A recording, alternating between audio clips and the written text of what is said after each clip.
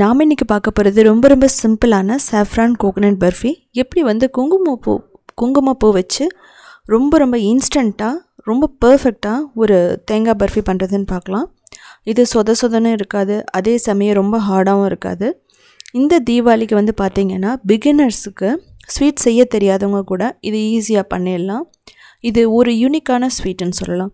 இப்போ சாஃப்ரான் வந்து நம்ம 1 டீஸ்பூன் எடுத்துக்கலாம், இல்லை 1 டேபிள் ஸ்பூன் கூட எடுத்துக்கலாம். இது வந்து நீங்கள் கொதிக்கிற பாலோ தண்ணி ஊற்றி நீங்கள் சோக் பண்ணிவிடுங்க. இப்போ வந்து கோகோனட் ஒரு 2 கப் போட்டுக்கலாம், தேங்காய் 2 கப் போட்டுட்டு ஒரு 2 நிமிஷம் ரோஸ்ட் பண்ணலாம். ஏன் அப்படின்னா இதை வந்து நம்ம ரோஸ்ட் பண்ணும்போது இது கெட்டு போகாது ஸ்வீட் ஒரு 1 வீக்குக்கு. இப்போது நம்ம சுகர் 1 கப், தண்ணி 1/4 கப் எடுத்துக்கலாம். ரெண்டையும் சேர்த்து நம்ம கொதிக்க வைக்கணும். எந்த அளவுக்கு கொதிக்க வைக்கணும் அப்படின்னா ஒரு கம்பி பதம் வரணும். நான் வந்து டைரெக்டாக சாஃப்ரான் போட்டுட்டேன், அதனால் எனக்கு வந்து பார்த்திங்கன்னா கொஞ்சம் கலர் வந்து வரலை. நான் முன்னாடியே சொன்ன மாதிரி நீங்கள் கொதிக்கிற தண்ணியில் ஒரு 5 நிமிஷம் ஊற வச்சிட்டிங்கன்னா ஒரு 2 டீஸ்பூன் தண்ணியில் 2 டேபிள் ஸ்பூன் தண்ணியில் ரொம்ப பர்ஃபெக்டாக வந்துடும். இதை ஒரு கம்பி பதம். இது வந்த உடனே நம்ம வந்து ரோஸ்ட் பண்ண தேங்காயில் ஊற்றி நம்ம மிக்ஸ் பண்ணலாம். இது வந்து பார்த்திங்கன்னா ஒரு மீடியம் ஃப்ளேமில் வச்சுட்டு ஒரு 10 மினிட்ஸ் பண்ணாவே இது நல்லா திக்காக வந்துடும். ஸோ நீங்கள் வந்து உடனே எடுத்து போட்டுட்டிங்க அப்படின்னா சரியான பதம் வராமல் அது வந்து செட் ஆகாது.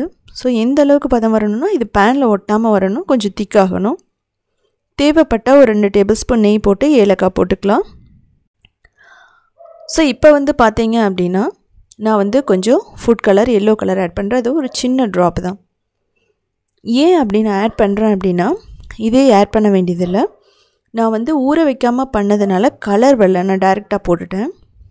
ஸோ அதனால் கொஞ்சம் ஒரு ட்ராப் வந்து நான் ஆட் பண்ணியிருக்கேன். இது வந்து நீங்கள் ஆப்ஷனல் தான்.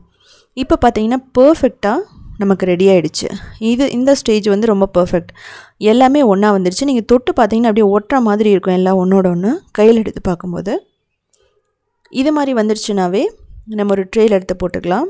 ஒரு பட்டர் ஷீட் ட்ரேவோ இல்லை ஒரு நெய் தடவின பிளேட்லேயோ நீங்கள் போட்டுட்டு ஈவனாக அப்படியே வந்து தேய்ச்சி விட்டுட்டு நம்ம வந்து ரூம் டெம்பரேச்சர்லேயே வந்து ஒரு 2 மணி நேரம் விட்டுறலாம்.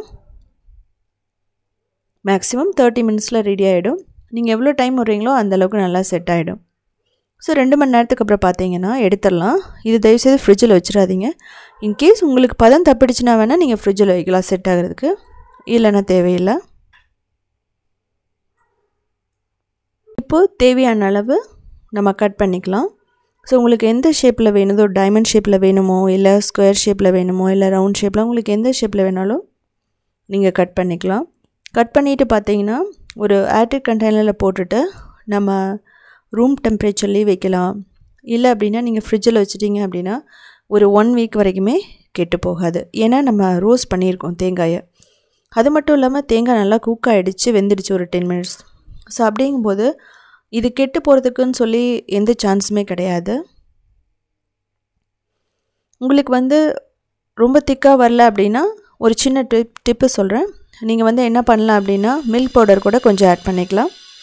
கூடி சீக்கிரமாக அந்த வீடியோவும் போடுறேன். அதே மாதிரி இதுலேயே நான் எப்படி வெல்லத்தை வச்சு நான் பர்ஃபி பண்ணலாம் அப்படின்னு சொல்லிவிட்டு வீடியோ போடுறேன். இதுக்கு தேவையான பொருட்கள் நான் முன்னாடியே கொடுத்துருக்கேன், நீங்கள் அதை பார்த்து தெரிஞ்சுக்கலாம். ஸோ செஞ்சு பார்த்துட்டு நீங்கள் எப்படி இருந்துச்சுன்னு சொல்லிவிட்டு கமெண்ட் பண்ணுங்கள். ஸோ ஸ்டீம்டு சேனலில் வந்து பார்த்திங்கன்னா நிறைய ஸ்வீட்ஸ் போட்டிருக்கேன், எல்லாமே ஈஸியாக இன்ஸ்டண்ட்டாக இருக்கும். நீங்கள் போய் பார்த்து தெரிஞ்சுக்கலாம்.